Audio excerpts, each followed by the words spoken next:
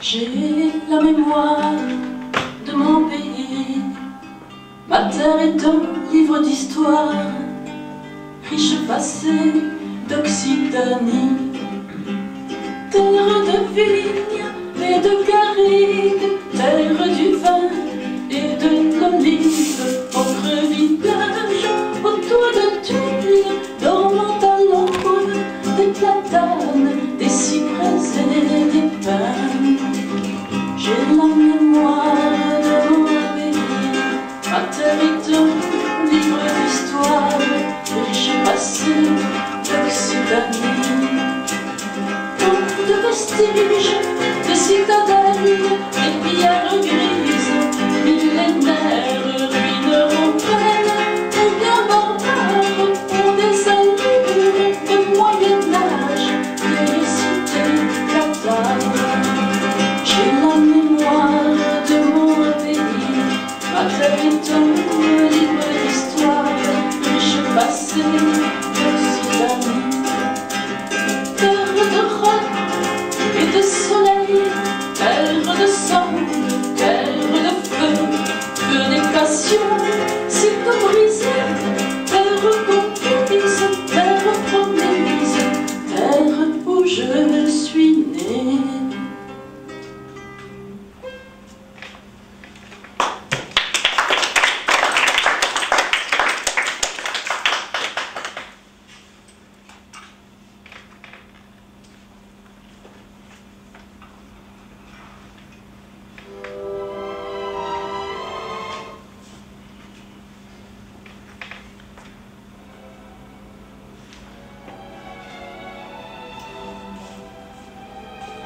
C'est le suivant.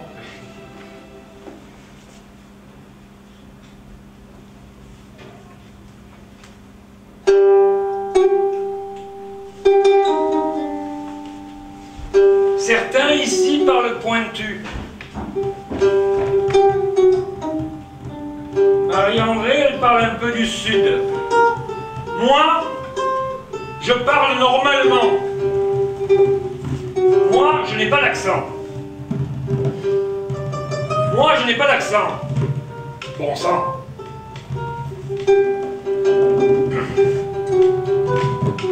Moi, je viens d'un pays où se parle un occitan plus pur que par là-bas en Catalogne, plus pur que par là-bas au Piémont, plus pur que par là-bas en Provence. Moi, je parle un occitan plus pur qu'à Barcelone, à Turin, à Aix, Cassis, Marseille. Moi, je viens du canton de Peille. Là où se parle l'occitan, plus pur que par là-bas en Catalogne. Ce pays dévasté par les grands vents d'Espagne, qui viennent pas jusque chez moi. Moi, je viens du canton de Peille. Là où se parle l'occitan, plus pur que par là-bas, au Piémont. Ce pays dévasté par cette tramontane qui ne vient pas jusque chez moi. Moi, je viens du canton de Peille, là où se parle l'occitan, plus pur que par là-bas, à Aix, Cassis, Marseille. Ce pays dévasté par ce foutu Mistral qui ne vient pas jusque chez moi. Ce pays où le soleil brûle la peau des morts, qu'on ne sait pas s'ils sont bien d'ici. Moi, je viens du canton de Peille, où la brise du soir ne devient jamais vent, où le soleil donne tout au plus un léger hâle à l'imprudent qui sortirait avant le soir. Là où, faute de merle, on mange des grives avec un filet d'huile d'olive. Là où, faute de taureau, des talons, de chevaux, de moutons, on mange du lapin au pignon. Moi, je viens du canton de Peille, un pays sans vent, sans ventard, le pays millionnaire.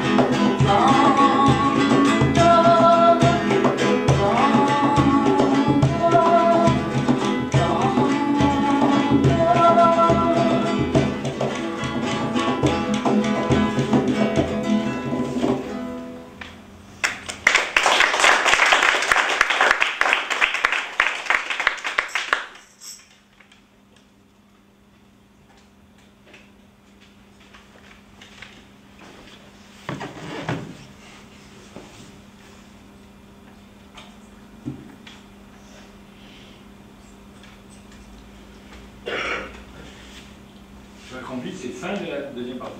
Ah, c'est toi qui sais si tu as autre chose à dire. Non. Bah, je peux vous faire des vers admirables, des vers qui m'aillent, qui vous aillent. Les lapins, moi j'aime le rable, surtout avec une gousse d'ail. Je ne suis pas inébranlable, disais-je à ma masseuse taille. Bon, là ça glisse un peu. Hein. Je suggère que quelqu'un me relaie sur la scène. Oui, ben, il y a Marie-Noël Pigeot qui va représenter un extrait de la scène d'attente de Denis Bonal.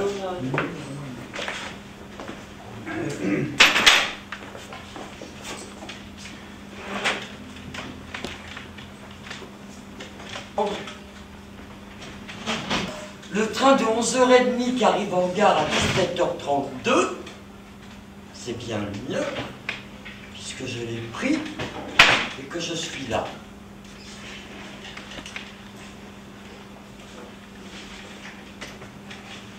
Il vaut mieux que je reste debout, visible de partout. Oh. Et tous ces militaires qui passent la mitraillette entre les cuisses, ça serait encore une guerre.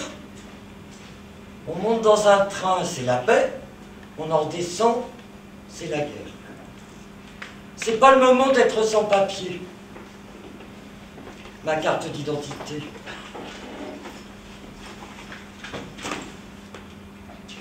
Ah, la voilà. Oh. Oh, je ne savais pas que j'étais allé aussi loin.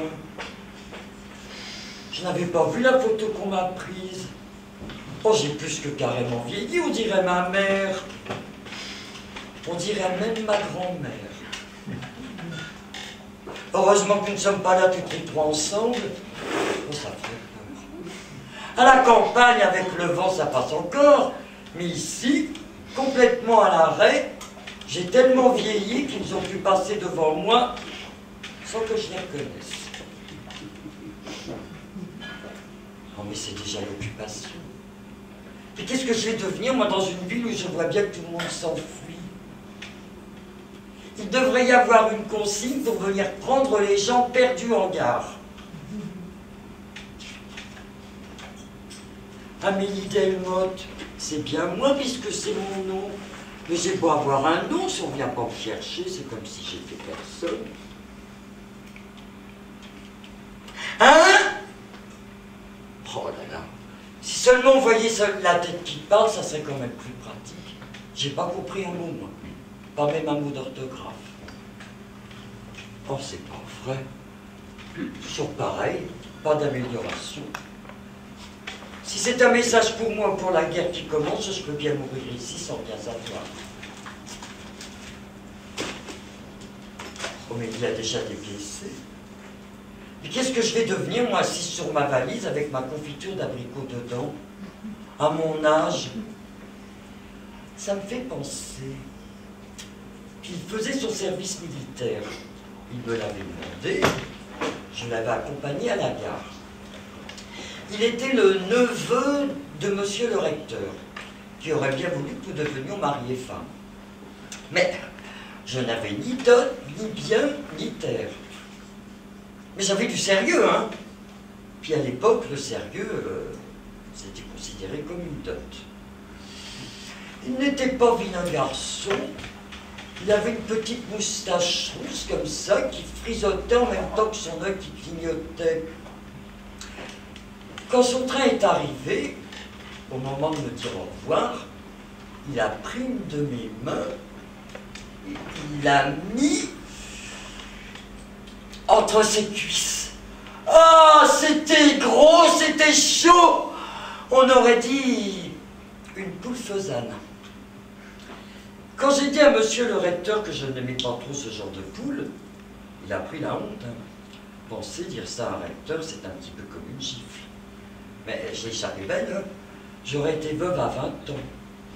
À la campagne, les hommes, ça s'est marché vite, mais ça ne sait pas courir. Et pendant cette guerre-là, on m'a dit qu'il valait mieux savoir. Alors on l'a retrouvé dans un fossé, les yeux grands ouverts, et regardait le ciel. Quand j'y pense quand même, à sa petite moustache rousse comme ça me fait quand même quelque chose. Et puis le temps a passé, puis j'aurais pu rester comme ça longtemps sur mon tas de feuilles, parce que mon sérieux, il commençait drôlement à prendre du sérieux. Hein. Alors j'ai rencontré Joseph. Nous sommes restés 52 ans ensemble, nous avons eu 5 enfants. Bon, j'en demandais pas tant, hein. Mais enfin, c'était de bons enfants. Puis ils sont tous partis. Bon, Joseph aussi, d'ailleurs, il n'aurait pas dû. Il est parti un soir de pleine lune, comme ça, avec la moissonneuse. Il avait un peu bu, on l'a retrouvé dans une mare. Il avait bu l'eau de sa mort. Qu'est-ce que je vais devenir, moi, comme ça, toute seule, avec mes œufs?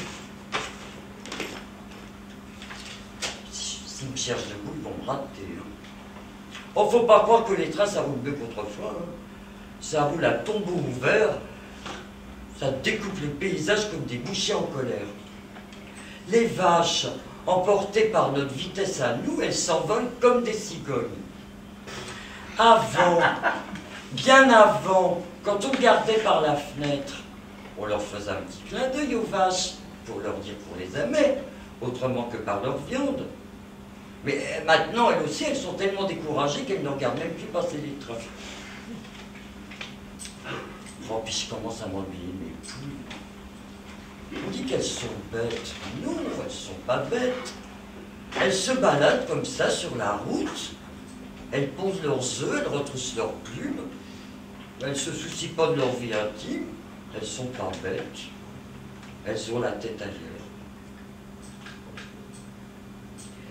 Ils m'ont dit qu'ils m'emmèneraient au cinéma. Mais moi, ce que j'aimerais, c'est rencontrer la Joconde. Il paraît qu'elle ne sourit jamais. Elle est souvent au Japon. C'est le facteur qui me l'a dit.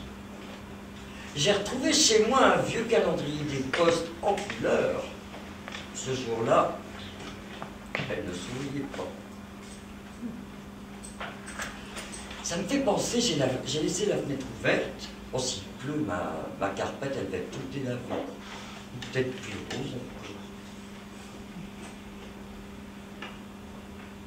Oh, mais c'est pas vrai. Ça remue dans cette gare. Il fait chaud en plus avec mes yeux, là. C'est comme à la télévision. Mais avant, bien avant, on n'avait pas la télévision. Et ça ne nous empêchait pas de passer de bonnes soirées devant la soupe. Hein. Et pourtant, avec le travail, la ferme, les bêtes, le petit dernier qui n'avait pas 3 ans, celui-là, je l'ai élevé comme tout le monde. Hein. De tout temps et de tous les âges, c'était celui-là le plus tourbillon. Oh, je me souviens une fois qu'on a ri à s'en étouffer. on a surpris le gros Joseph en train de pisser tout debout. Oh, mais il pissait pas droit, il pissait en angle droit. Oh non. Oh, le pauvre, on l'a retrouvé pendu sous un pommier.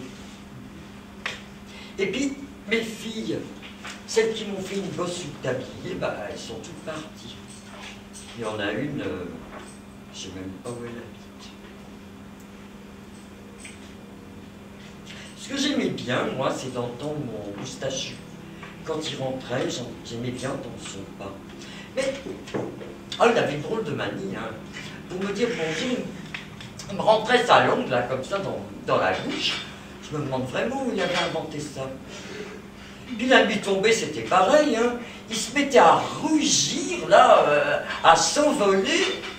La preuve, on l'a retrouvé dans une mare. Qu'est-ce que je vais devenir, moi, comme ça, avec les œufs?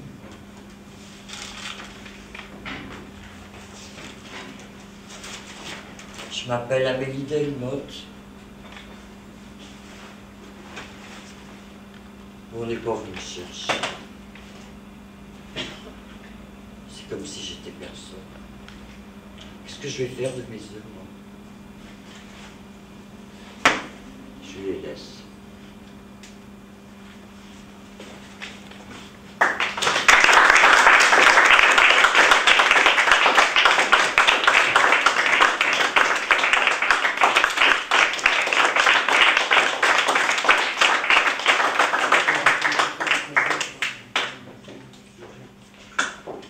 Marie-Noël Pigeot.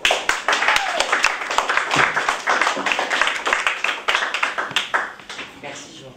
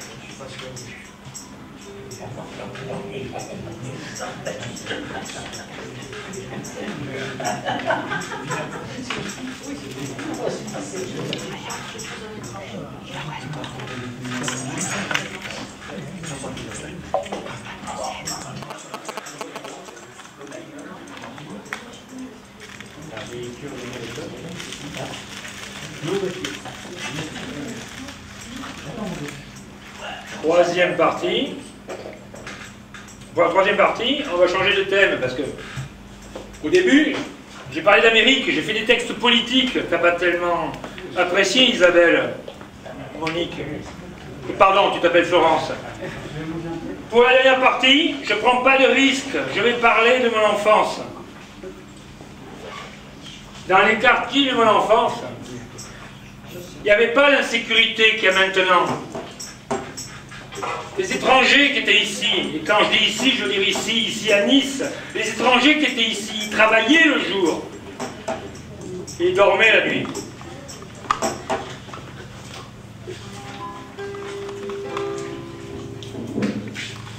Je suis un étranger, j'ai franchi des frontières, un jour dans un pays, un autre jour ailleurs.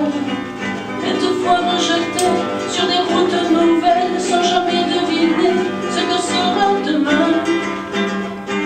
Mes pieds se sont usés à marcher et à fuir le pays de mon père, la terre de mes ancêtres. Je fais du Congo, je ne suis pas ici, je n'ai plus de chez moi, je n'ai plus de patrie. Je suis un étranger, je ne suis plus personne, je suis un réfugié, je ne suis qu'une ombre.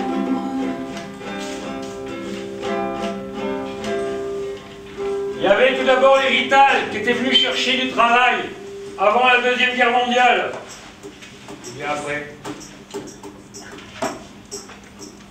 Espèce de piémontais, disait-on de ceux venus de Turin, ou bien de n'importe où du nord de l'Italie. Espèce de napolitain, disait-on de ceux venus de Naples, Napoli, ou bien de n'importe où du sud de l'Italie. Et le pire de tous, espèce de romagnol. Là, je crois qu'il y avait une confusion entre les gens natifs de la Romagne, comme l'était Mussolini, et les espèces de gitans, d'aucuns disaient tziganes, manouches, qui mettaient leur roulotte sur la colline du château, qui surplombe la baie des Anges. Ceux qui, le soir venu, désossaient les voitures, parce que le vol, dit-on, le vol, c'est dans la nature. Dans les quartiers de mon enfance, il n'y avait pas l'insécurité qu'il y a maintenant. Les étrangers qui étaient ici travaillaient le jour, ils dormaient la nuit. Je suis un exilé, cet étrange étranger, au langage incompris, inconnu, ignoré. J'ai connu d'autres vies dans des camps de fortune, connu la privation, la honte et l'amertume. Je cherche à comprendre le pourquoi, le comment, la haine fratricide, le jour où tout bascule. Les regards des filles, déranger la misère, les conflits de pouvoir, l'arbitraire pour loi. Je suis un étranger, je ne suis plus personne. Je suis un réfugié, je ne suis une ombre.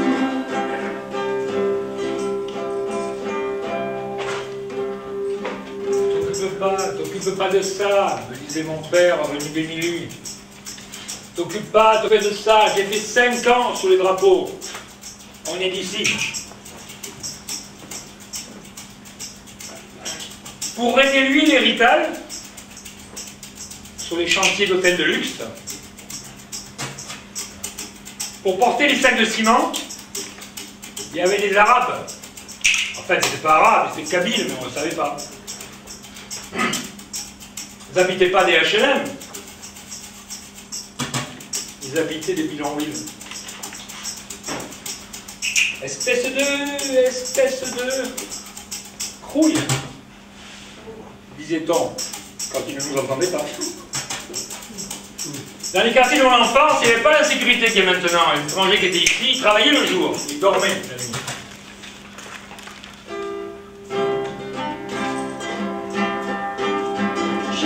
En solitaire, j'ai perdu ce que j'aime. J'ai pour seul compagnon ceux qui en aiment ça. Compagnon de fortune sur les routes d'exil, qui partagent avec moi la peur et la fatigue. La peur de n'être rien dans ce monde cruel, la peur de voir s'éteindre l'espoir, cette étincelle. La seule vérité cachée au fond de soi, la seule dignité d'être parmi les hommes. Je suis un étranger, je ne suis plus personne. Je suis un réfugié, je ne suis qu'une ombre. Il y avait tous ceux venus du centre et de l'est de l'Europe, qui pour quelques raisons étaient encore vivants. On ne disait pas les juifs, on ne disait pas les Youpins, on disait rien. Moi et ceux que je connaissais enfilaient des fleurs de plastique pour faire des couronnes de cimetière. Je connaissais tout Rossini, tout Mozart et tout Weber. Dans les quartiers de mon enfance, il n'y avait pas l'insécurité qu'il y a maintenant. Les étrangers qui étaient ici travaillaient le jour. Et il dormait la nuit. Je suis un étranger, je ne suis plus personne. Je suis un réfugié, je ne suis une ombre. Je suis un étranger, je ne suis plus personne.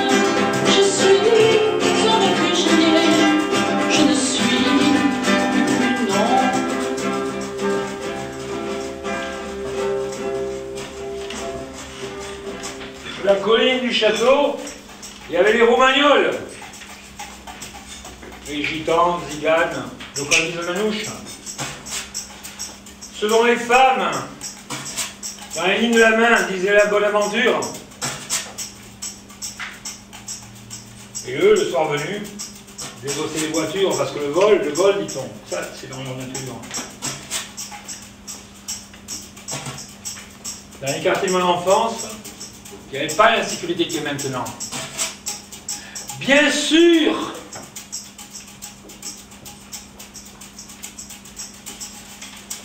que la mafia, le qu'on dise les Corses, foutait de ci de là le feu à un bistrot qui n'aimait pas de leur protection.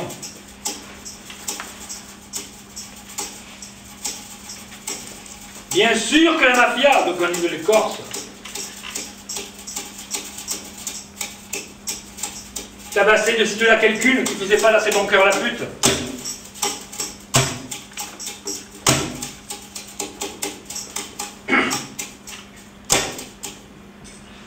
Bien sûr que les Arabes s'égorgeaient parfois l'un l'autre pour une histoire compliquée, libération de l'Algérie.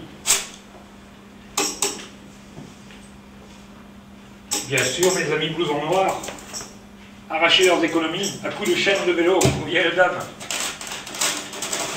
Mais dans les quartiers de mon enfance, il n'y avait pas l'insécurité qu'il y a maintenant. Il n'y avait pas l'insécurité qu'il y a maintenant. Du moins, pour ceux qui sont... Pour ceux qui étaient ni bougnoul, ni bougna, pour ceux qui étaient ni pute, ni vieille dame. Dans les quartiers de mon enfance, il n'y avait pas la sécurité qu'il y a maintenant. Du moins, pour vous et moi.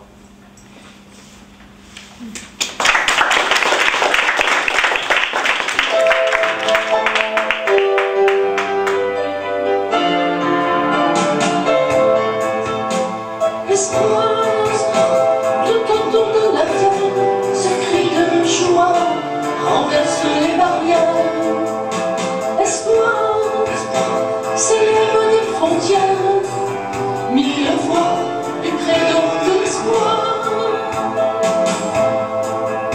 Je crois qu'au plus noir de la nuit, une étoile brille quelque part. Je crois qu'au profond des forêts,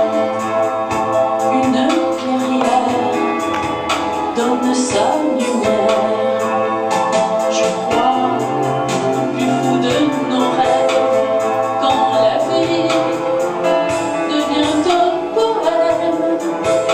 Je crois au plus beau de nos gestes, l'eau des mains de la Samaritaine.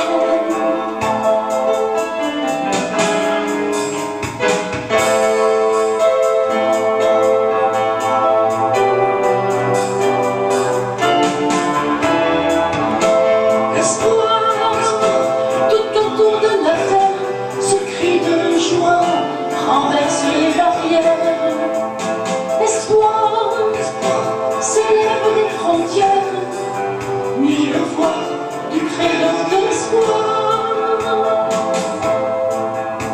Je crois à tous ces mots qui chantent, à ces mots qui donnent envie de vivre. Je crois à ces bras qui se tendent, celui qui n'a plus que ses larmes. Je crois à ceux qui luttent ensemble pour briser la loi du silence. Je crois au peuple qui avance en marche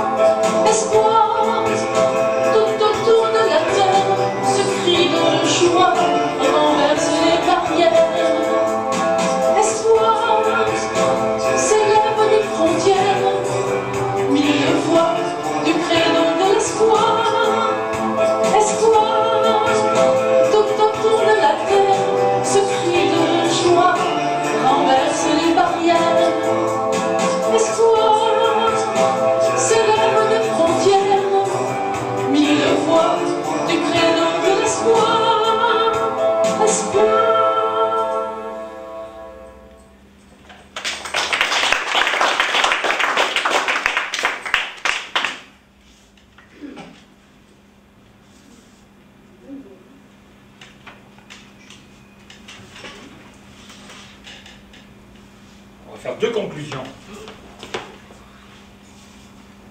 La première, c'est... Moi, je dis toujours que la vie, elle est comme une rose. Bien sûr, la vie, elle n'est pas toujours rose. Mais les roses non plus ne sont pas toujours roses.